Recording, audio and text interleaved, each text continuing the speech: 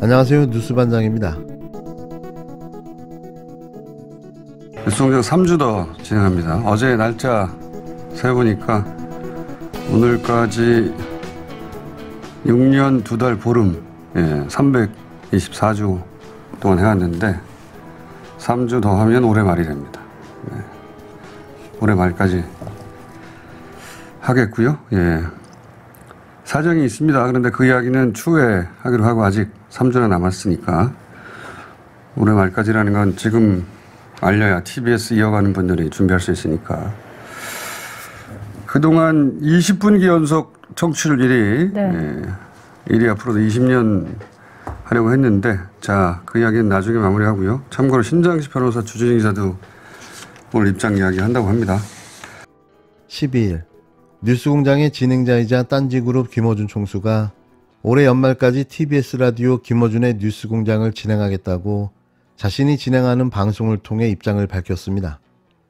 김 총수는 이날 뉴스공장 오프닝 김어준 생각 코너에서 오늘은 2016년 9월 26일 뉴스공장 첫 방송 이후 6년 2개월 15일이 되는 날입니다. 저는 앞으로 3주 더 뉴스공장을 진행합니다라고 하차 소식을 공식적으로 알렸는데요. 김 총수는 어제 날짜 세어보니 오늘까지 324주 동안 해왔는데 3주 더 하면 올해 말이 된다며 사정이 있습니다만 그 이야기는 추후에 하겠다고 말을 아꼈습니다. 이어 올해 말까지라는 건 지금 알려야 TBS를 이어가는 분들이 준비할 수 있으니까라며 그동안 20분기 연속 청취율 1위 앞으로도 20년 하려고 했는데 그 이야기는 나중에 마무리하겠다고 덧붙였는데요. 또 김 총수는 이날 방송에서 참고로 신장식 변호사, 주진우 기자도 오늘 입장을 이야기한다고 전했습니다. 신 변호사와 주 기자는 TBS 라디오에서 각각 저녁 프로그램 신장식의 신장개업, 아닌 밤의 주진우입니다를 진행하고 있는데요. 모두 함께 동반 하차할 것으로 예상됩니다. 어찌 보면 예정된 수순이었는데요. 어떤 정부에서도 이토록 특정 방송사를 향해 탄압을 자행한 적이 있었나 싶습니다. 사실 제가 이제 공장장에 입장이 된다면 당장 내년 예산이 없다 보니 본인 때문에 직원들의 직장이 없어질 위기에 처한 게 아닌가라는 심리적인 압박을 많이 받고 있는 것 같아요. 제 느낌에는. 그래서 아무래도 이제 더 이상 TBS와는 함께 갈 수 없지 않나. TBS 직원들을 위해서라도 아마 그런 생각을 하고 계시진 않을까. 그렇다고 크게 남을 배려하는 스타일은 아니시죠. 참 아쉽고 씁쓸합니다. 김 총수가 이런 결정을 할 수밖에 없었던 이유는 분명한데요. 자신 때문에 TBS 방송국 전 직원이 피해를 입고 있다는 생각이 주요했던 겁니다. 사실 이게 오세훈 서울시장이 노리고 있던 건데요. TBS를 볼모로 김어준 총수의 방송 하차를 계속해 압박해오고 있었던 거죠. 그런데 그들은 하나만 알고 둘은 알지 못하고 있었는데요. 우리 안에 가둬뒀던 사자를 그들이 풀어준 사실을 말이죠. 김 총수가 어디 갈 데가 없었을까요? 아니면 매체가 없었을까요? 이미 그는 딴지 방송을 통해 매주 다스베이더라는 유명 정치 시사 프로그램 방송을 하며 조회수 100만 뷰가 넘는 유튜브 채널을 가지고 있었는데요. 매일매일 시사 방송을 유튜브를 통해 실시간 방송만 해도 역대 가장 높은 시청률을 만들어내고도 남을 저력을 가지고 있는 거죠. 그들은 아마도 김어준 총수를 퇴출시켰다고 착각하고 있을지 모릅니다. 정작 자신들이 한 짓이 족쇄를 풀어준 거라는 사실을 알기는 할까요? 바보 같은 오세훈 시장과 윤석열 대통령. 이제 김어준 총수의 입은 더 거칠고 날카로워질 뿐입니다. 일 잘하는 민주당. 이재명 대표가 지금 대표가 아니었다면 이 난국을 어떻게 돌파하고 있었을까요? 그나마 다행인 거죠. 더불어민주당이 국힘당과 내년도 예산안을 합의하지 못할 경우 단독 수정안을 처리하겠다며 마련한 자체 예산안은 정부 예산안에서 2조 원 남짓 감액한 규모인 것으로 12일 알려졌습니다. 2조. 윤석열 정부와 국힘당이 통과시키려는 예산에서 무려 2조가 삭감된 건데요. 이들이 입에 거품을 무는 이유입니다. 이는 여야가 기존에 합의한 감액분과 대통령실 이전 예산 등 민주당이 꼭 삭감하겠다고 한 부분에 감액분을 더한 건데요. 불필요한 예산 모두를 다 걷어내겠다는 거죠. 다만 이재명 대표 등 지도부가 서민 감세의 필요성을 언급하며 현재 마련한 안에 수정안을 지시한 만큼 이 감액 규모는 추후 변동될 가능성이 있는데요.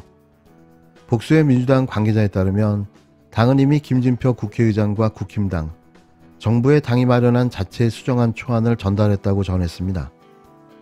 이들의 말을 종합하면 민주당이 산출한 총 감액 규모는 1조 7천억에서 2조 원 규모인데요. 민주당은 애초 내년 총 지출 639조 원에 과거 5년 평균 감액률인 1.2%를 적용해 총 최대 7조 7천억 원을 감액하겠다고 밝힌 바 있습니다. 이를 통해 지역 화폐 사업, 서민 임대주택 등 이른바 민생 예산에 들어갈 예산을 늘리겠다는 구상이었는데요. 그러나 증액은 정부의 동의가 있어야 가능한 만큼 수정안에는 이 부분을 반영하지 않고 반드시 깎아야 하는 예산만 감액분으로 산출한 것으로 보입니다. 그러니까 7조 7천억 원을 감액해야 하는데 이 중 2조만 적용한 건데요. 실로 놀라운 감액분인 거죠. 이는 국민 혈세인 내년도 정부 예산안을 제대로 감시하고 심사해 내년도 예산을 편성하겠다는 강력한 의지인 셈인데요.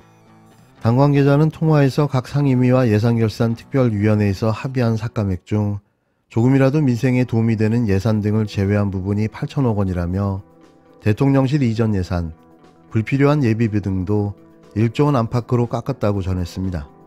민주당이 주장하는 초부자 감세 기조가 담긴 정부 원안을 부결시키고 당의 수정안이 통과되면 두 안의 차익만큼 세수가 늘게 되는데요.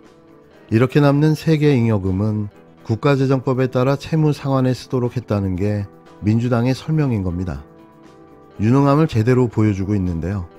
이 같은 민주당의 수정안은 김진표 국회의장이 예산안 처리 시한으로 못 박은 15일 앞서 추가로 수정될 여지가 있는 겁니다. 이 대표는 전날 의원총회에서 서민 생계에 도움이 될 만한 감세안을 추가로 만들어 수정안의 내용을 더 풍족하게 만들어서 서민 감세안을 이번에 처리했으면 한다고 지시했는데요. 누가 진짜 대통령일까요? 제 눈에는 이재명 대표밖에 안 보입니다. 15일에는 반드시 예산안을 처리해야 한다는 국회의장의 결단을 존중합니다.